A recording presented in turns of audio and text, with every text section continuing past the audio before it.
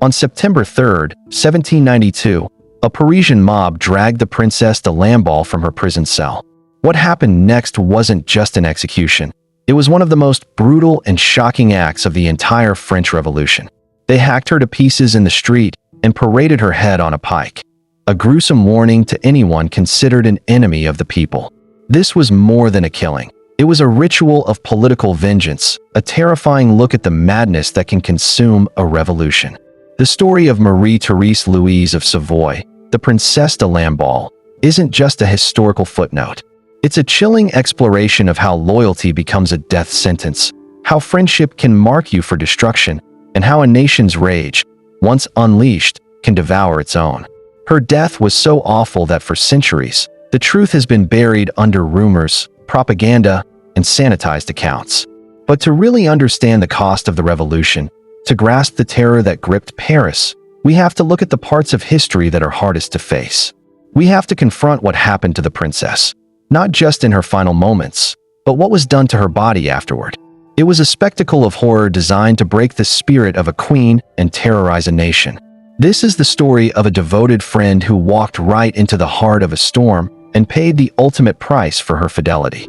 Before she became a symbol of royalist martyrdom, Marie-Thérèse Louise of Savoy was a princess born into the refined world of Italian nobility. Born on September 8, 1749, she was part of a prestigious dynasty that had shaped European politics for centuries. From birth, her life was mapped out for her future to be sealed by the complex web of alliances that defined 18th century Europe.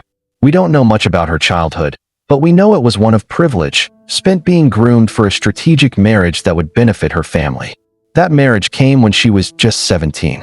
The man chosen for her was Louis Alexander de Bourbon, the Prince de Lamballe. This was a huge deal.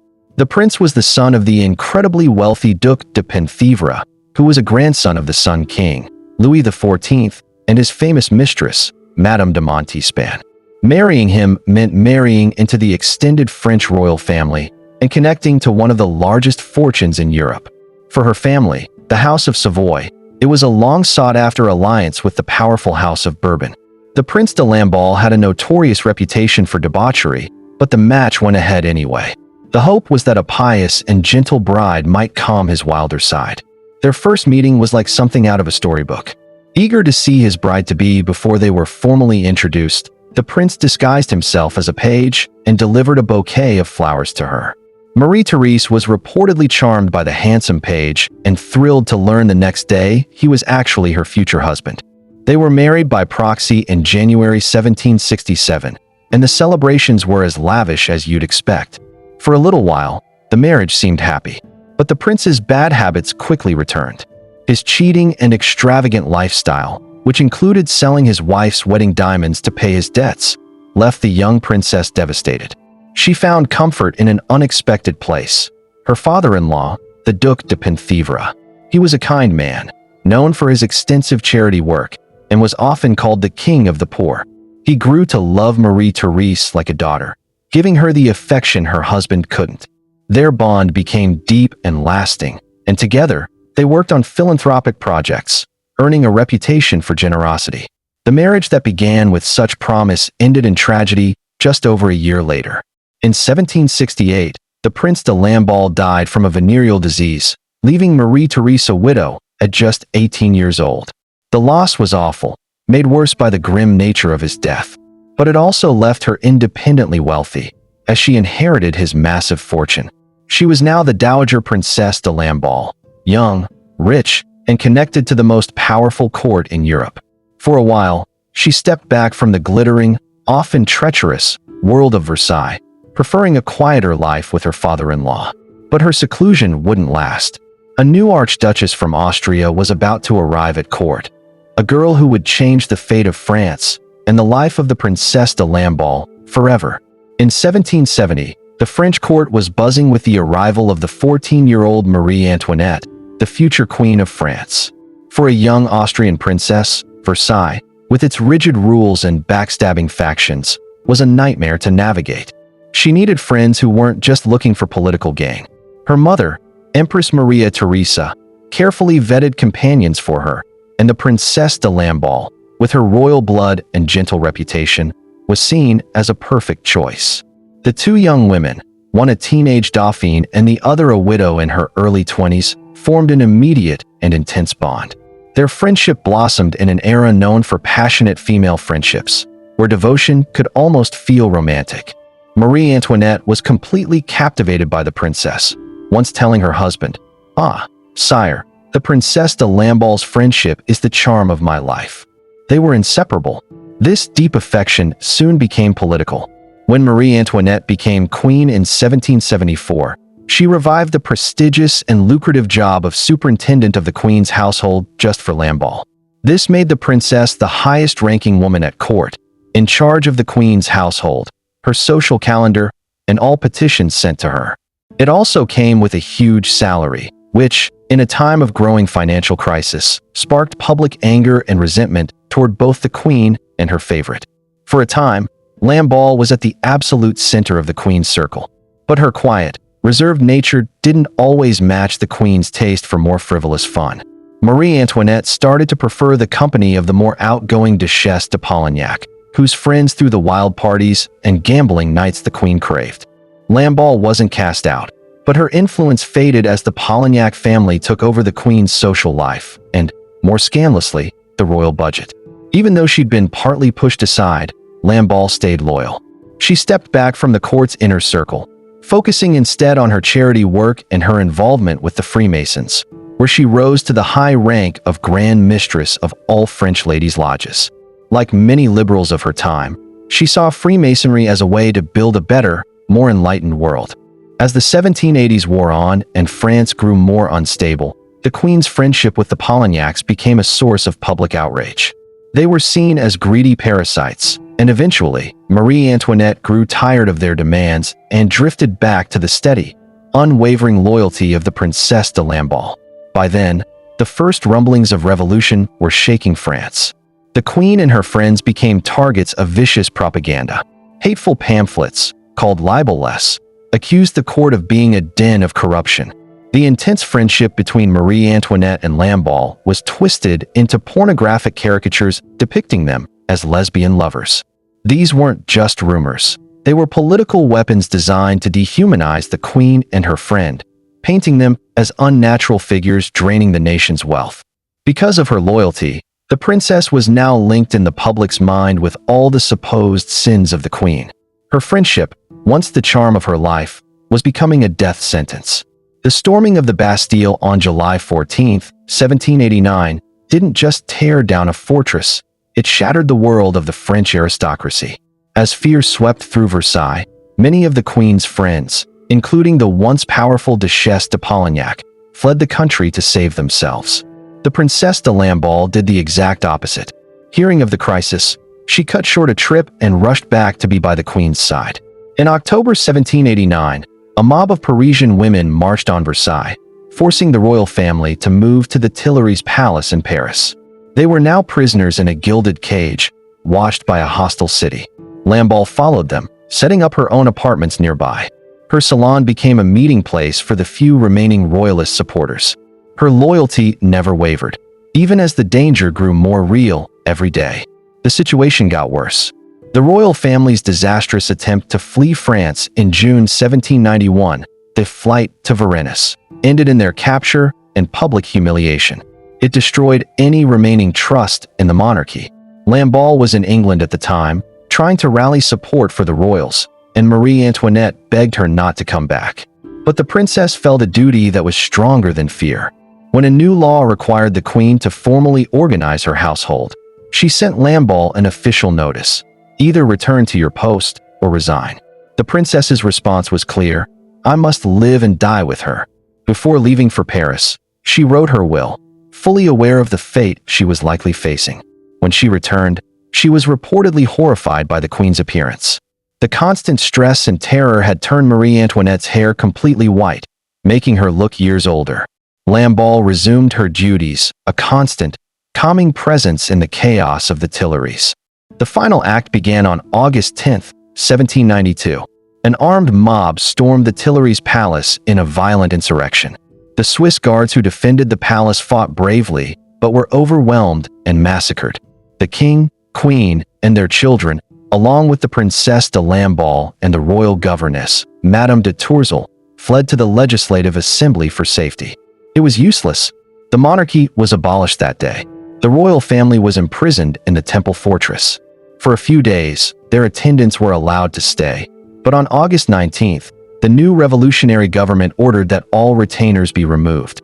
The Princesse de Lamballe was separated from the queen she had sworn to protect.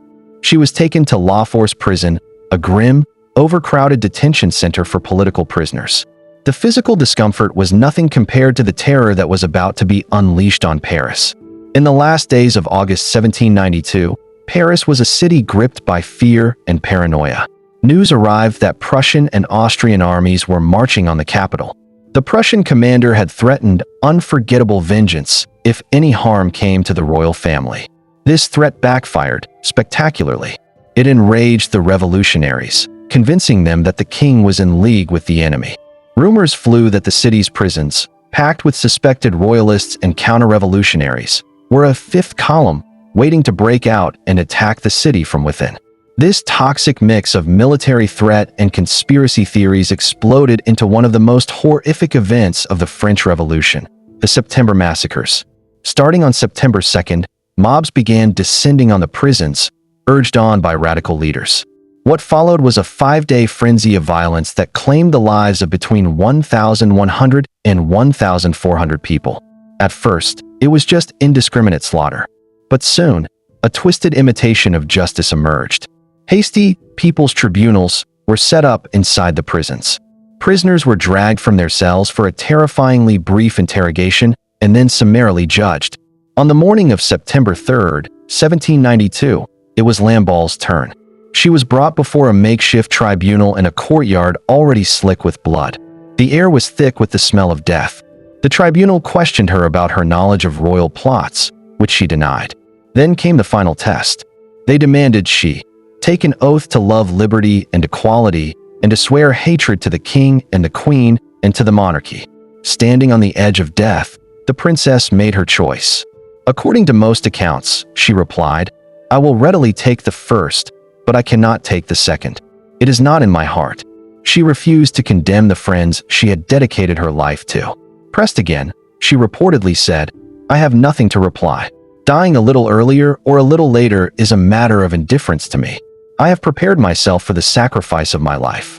Her quiet defiance was an incredible act of courage. She would not trade her integrity for a few more moments of life. The tribunal's verdict was swift. The president declared, "Eminez Madam, take Madam away." This was a death sentence. For those who were spared, the cry was, "Vive la nation! Long live the nation!" But the order to take her away was a signal to the mob waiting outside. As she was led out into the narrow street, the crowd surged forward. The first blow came from a man with a pike, who struck her on the back of the head. She fell to the ground, and the mob descended. The slaughter had begun. The moments that followed are a chaotic storm of brutality, a scene that has been retold and mythologized for over 2 centuries. Separating undisputed fact from lurid rumor is a challenge, but the core of what happened is terrifyingly clear. This is where the story plunges into deeper horror, where fact blurs with propaganda. The most extreme accounts, often spread by royalists to paint the revolutionaries as inhuman monsters, claimed her body was disemboweled, her breasts were cut off, and her heart was ripped out and eaten. One of the most infamous tales claims a killer sliced off her pubic hair to wear as a mustache. So what's the truth? Most sober historical analysis suggests these extreme stories are likely fabrications. In fact, when a clerk later registered her remains, he listed the contents of her pockets, which strongly suggests her body was still clothed when it was recovered, contradicting the lurid tales of public violation. But the verified facts are horrifying enough. Her head was cut off, and her body was dragged through the streets. The main event was the parade of the head. There's a persistent story that the mob first took the head to a hairdresser to have its famous blonde hair washed and curled, so the queen would be sure to recognize her friend.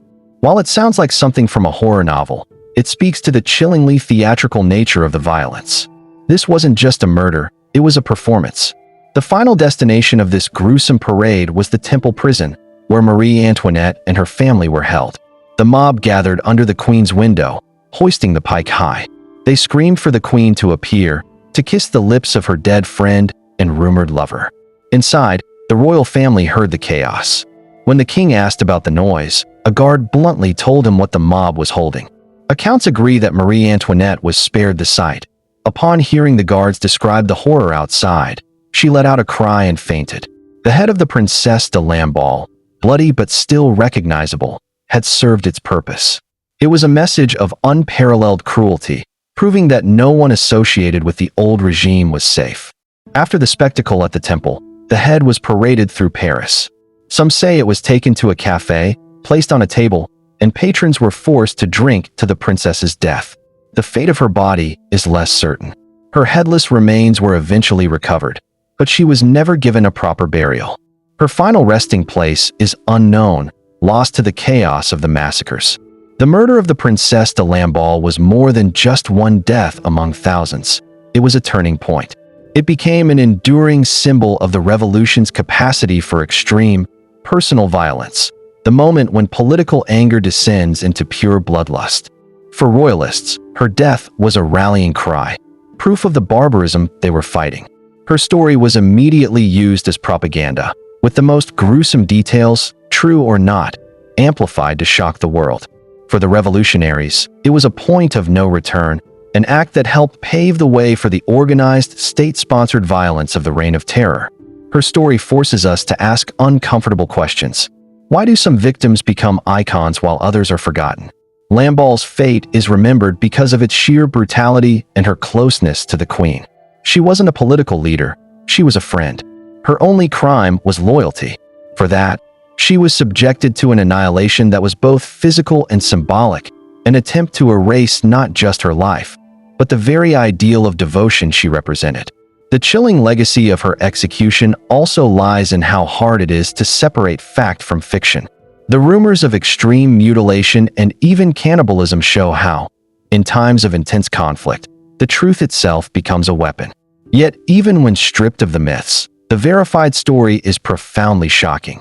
The sham trial, the refusal to betray her friends, the murder by a mob, and the parade of her severed head as a trophy. The execution of the Princesse de Lamballe is a dark mirror held up to our capacity for cruelty in the name of an idea. It reminds us that revolutions, even those built on noble ideals, can unleash a savagery that consumes everything in their path. Her story isn't just about the fall of a princess, but about the fragility of civilization itself, and how quickly the veneer of order can be stripped away, leaving only the raw, terrifying face of mob violence. It is a scream that echoes from the bloody streets of 1792, a perpetual warning about the price of blind hatred. The French Revolution is filled with stories like the Princesse de Lamballe's, intensely personal tragedies that reveal the true human cost of historic events. If you want to explore more of these unfiltered histories and uncover the stories often left in the shadows, make sure to subscribe and ring the bell for notifications. What part of this story do you find most shocking? The loyalty of the princess, the brutality of the mob, or the way her death was used as a political tool? Let us know in the comments below.